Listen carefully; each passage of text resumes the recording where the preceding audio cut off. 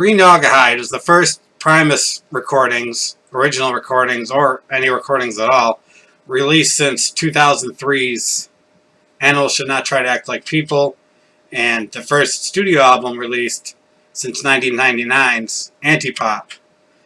It was released on September 12th, 2011, so it had been 12 full years since their last full album, and this was a big deal. We were very much looking forward to this. We've been waiting way too long for a Primus album. Tim Alexander did not return for this album. Herb. I don't know what the reasoning was. He's always a little iffy about it nowadays. And it's the first Primus album, and only so far, to feature Jay Lane on drums, who was one of the early members of Primus, along with Todd Huth.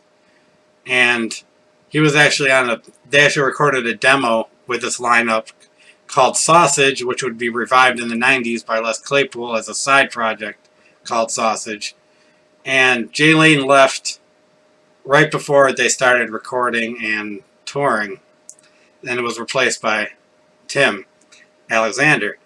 So this is a big deal. It's the first Primus album in a long time. The title Green Naugahyde came from, I guess, it's come from the line in the Lee Van Cleef song about a yellow Studebaker with green Naugahyde interior. I guess Naugahyde is like leather. I don't know if they still put this stuff in cars or not, but that's what it is. Yeah, that's basically the background of the album. They got together, they recorded an album, they're feeling it again. Les's friendship with Larry Lalonde was rekindled, and they decided to record some stuff again, to my happiness. Okay, so let's get to the songs. Number 1, Prelude to a Crawl, is just a brief introduction, a brief instrumental introduction, kind of like, what's that called on Antipop? The one right before Electric Uncle Sam. Well, it's kind of like that. It's called Prelude to a Crawl because the next song is called Hennepin Crawler. Now, a Hennepin Crawler is a big, it's hard to describe. It's a vehicle, bicycle-like, but not, because obviously it has 4 wheels instead of 2, so it's not a bicycle. But it's basically made from recycled parts, and it's really weird. It's really weird to try to run the thing. It's difficult, and the song's kind of a comment about the Go Green people that want to do all these things from recycling parts that are kind of inconvenient and kind of ridiculous. And not that, Les Claypool isn't all about, helping the environment, but this kind of stuff is weird, and he's not all about that. And he mentioned how a lot of people don't actually do this kind of stuff to save the environment. They do it for other reasons. He mentions impress them steampunk girls, because the thing is kind of a steampunk kind of thing. If you know what steampunk is, it's kind of hard for me to describe. I'm not totally into it, but I know what it is. It's kind of like 1800s kind of machinery run by steam, and this kind of resembles something from that. It's a weird niche in geek culture. So yeah, sorry, it's really hot in here today, so I'm doing my best with this and everything. Hopefully you'll forgive me. Okay, number 3 is The Last Salmon Man. Now this song is amazing. This is one of the best Primus songs ever recorded, in my opinion. Has to do, it's actually a serious song, a social song. Has to do with them diverting, Southern California diverting water from Northern California to the desert to help out like golf courses and shit like that, and how it affects the fishing in Northern California. Fishing is a big industry in Northern California. Sorry, I keep bumping my desk here. Getting a little, talking with my hands a little bit here.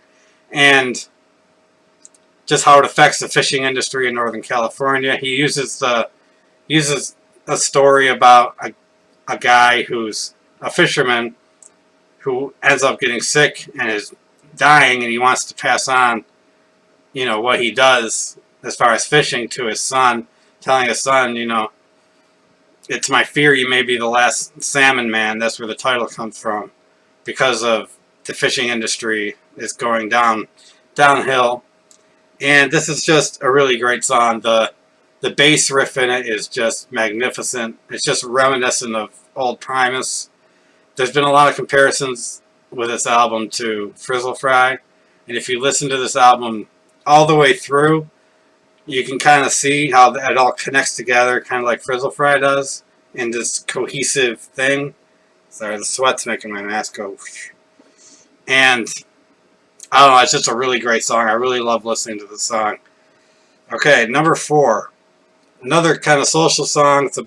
It's Eternal Consumption Engine is the name of the song. It's about our society's need to consume things and buy things we don't need, and just how our jobs get outsourced and we buy cheap stuff from other countries. And he says in the song a lot, everything's made in Japan. Nowadays everything is made in Japan, something like that. And it's another really social song. There's a bunch of them on this album. And it's a really good song. He uses a stand-up bass in it. It's a really strange song. Definitely Primus. And just another killer song on this album. I didn't say how much I like Kind of Been Crawler, but I really like that song a lot too. So I got a lot of notes for this album. Okay, number 5, Tragedies Are Coming. It's the first single from this album. It's basically about the end of the world. Les Claypool was going through some shit at the time. He had a 2-year-old nephew who was diagnosed with leukemia. His mother was in bad shape, and he feared they were going to lose her soon. And I don't know if she's still around now or not, but just a lot of bad things happening at once, and just this feeling of dread that tragedy's coming. And it's kind of funny how the song is so bouncy, but the lyrics are so grim. And it's basically about facing impending doom. And just a great song. A great video was made for it. It's a really strange video. It has an astronaut riding on horseback to begin with, which is strange. It has Les Claypool dressed as a lobster, and there's lots of lobster in this video. I'm guessing he's using the lobster as part of the song to describe, these lobster, they're living this life and they're going to, eventually be picked and eaten. So their tragedy's coming. It's a really good song. You should really check out the video. It's bizarre. Alright, number 6, Eyes of the Squirrel. Here we go, some more social commentary about our total consumption of endless, mindless shit on TV. Mainly reality shows, YouTube. Mentions cats playing piano, and just Obama and Octomoms and everything like that. Just endless, getting barraged endlessly with this meaningless shit on TV. And he says the eyes of the squirrel are us, and that's what it is. It's a really good song. The end is really strange, kind of reminds me of Pink Floyd at the end, which is not a bad thing, and it's a good song. Number 7, Jilly's on Smack. It's about a girl named Jilly who left home, got involved with someone she shouldn't have got involved with, who was doing heroin, and thus she became a junkie as well. And it's based on somebody Les actually knew, who kind of stopped seeing her friends and everything once she got hooked on heroin. And I don't know what happened to her, but it's a sad song. Really good one. The stand-up bass is also used in this, which I'm always a fan of. So, yeah. Number 8, Lee Van Cleef. The title of the song comes from a line in Lee Van Cleef I mentioned earlier. Lee Van Cleef starred with Clint Eastwood in some spaghetti westerns back in the day, including the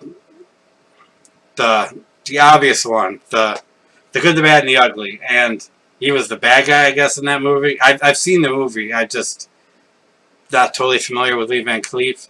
And the song's mainly about how everybody wants to be Clint Eastwood, but he wants to be Lee Van Cleef. Getting Lee Van Cleef some props. He was a really good character actor, and the song's really just about Lee Van Cleef. Number 9, more on TV. It's similar to Eyes of the Squirrel in theme. It's about, just endless stupid stuff on TV, and it says there's got to be more on TV than more on TV, and just some more social commentary from Les. Another great song. All these songs on this album are good. I'm going to tell you that right now. Okay. Green Ranger, not really sure what it's about. It's a really strange, kind of eerie song, again with the stand-up bass. It's the shortest song on the album. I have a feeling it's about drugs. I'm leaning either pot or acid. I'm leaning more towards acid. But, yeah. It's a cool song. There's a cool video on YouTube of them playing it live. Les is wearing a pig mask. It's really interesting and really cool. That was number 10, Green Ranger. Number 11, Hohenfote Man. And it's spelled as one word. Hoinfodaman. Hohenfote Man. It's about celebrities selling out, basically. Using their songs and ads. And something Les Claypool has always been against. You won't really find Primus music or Les Claypool music in any sort of advertising. It's a really hard song. It's a heavy song for Primus. That bass is just heavy in it. And I believe it was written by Larry alone, which is pretty cool. It mentions Charlie Sheen in it, and the main line is, I used to be a pimp, but now I'm Hohenfote Man.